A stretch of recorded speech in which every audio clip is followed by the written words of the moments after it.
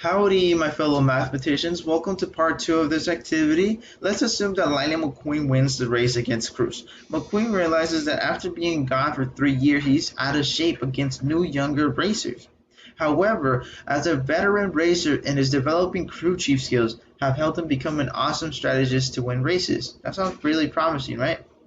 Okay, so in order to think like McQueen, in order to come up with the same strategy as McQueen, we need to compute all the possible sums using numbers 1 through 6, or you can choose to multiply every possible combination. For example, if we look at the left box, we can see that we can add the first and second number, such as 1 plus 1 equals 2, or 1 plus 2 equals 3. Alright, so if you don't want to do sums, you can do multiplication. And instead of adding the first and second number, we can multiply them. 1 times 1 equals 1, or 1 times 2 equals 2. Those are two different combinations. You are free to choose which one you would like to do. Alright, so question 2. Strategize what numbers will help Lightning McQueen get first place in the race. Use the knowledge you have gained from the previous activity to base your decision on.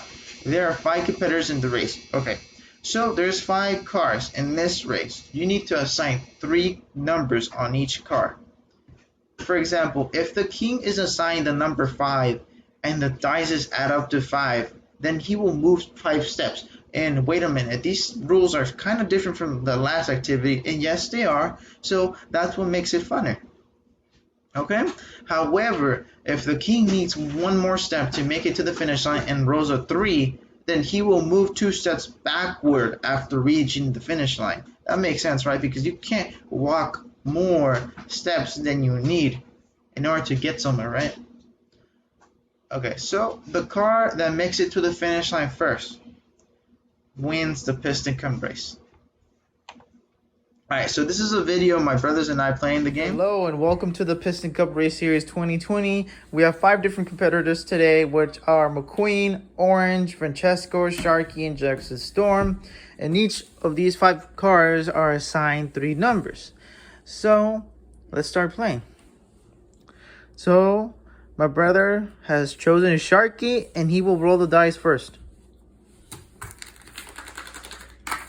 Alright, so he got a 6. And Sharky is assigned the number 6. So Sharky will move 6 squares. 1, 2, 3, 4, 5, 6. Alright, so now it's my other brother's turn. Yay!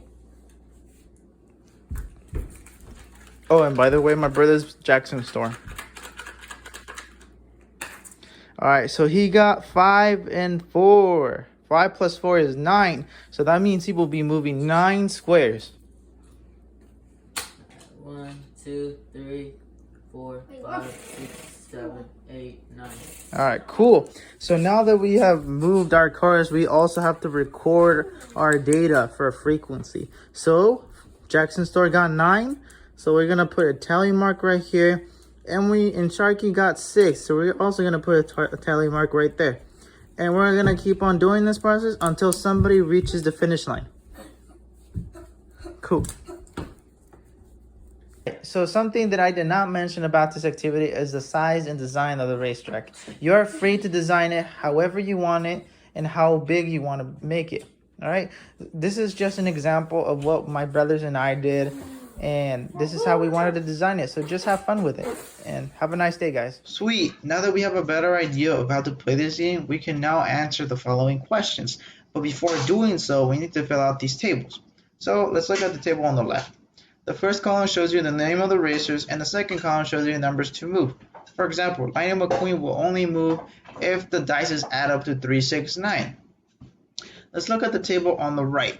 The first column shows you the numbers, and these numbers are the ones you computed in question 1. The second column shows you frequency, and frequency is defined as the number of times of getting the same thing. For example, if you get the number 2 3 times, then you will put 3 tally marks on the space provided where 2 is. If you get the number 5 times, then you will record 5 tally marks on the space provided where 5 is. If you get the number 8 only once, then you will only put 1 tally mark on the space provided where 8 is. So question number 3 is asking us, what numbers seem to appear the most frequent? Do you think this is weird, or are we looking at this too close? I'll let you guys figure that out. Okay, so now let's deviate our attention to the table right in front of us.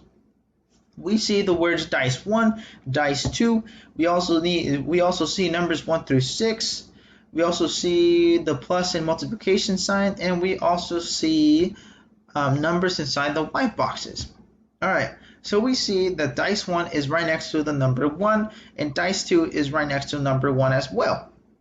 What's 1 plus 1? That equals 2, right? And that is the reason why I have a 2 on the white box, the first one I filled in. In the second box that I filled in, I have a 3. So we see that dice 2 is right next to a 2, and we see dice 1 is right next to a 1. 2 plus 1 equals 3, right? Okay, that makes sense. And the reason why I'm doing addition is because that's what I decided to do since the beginning of part 2 activity. And it is up to you if you want to do addition or multiplication. You just have to stay consistent.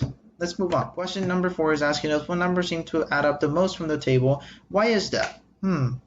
You'll be able to see a pattern from the previous table that we just completed, and that will most likely help you answer this question.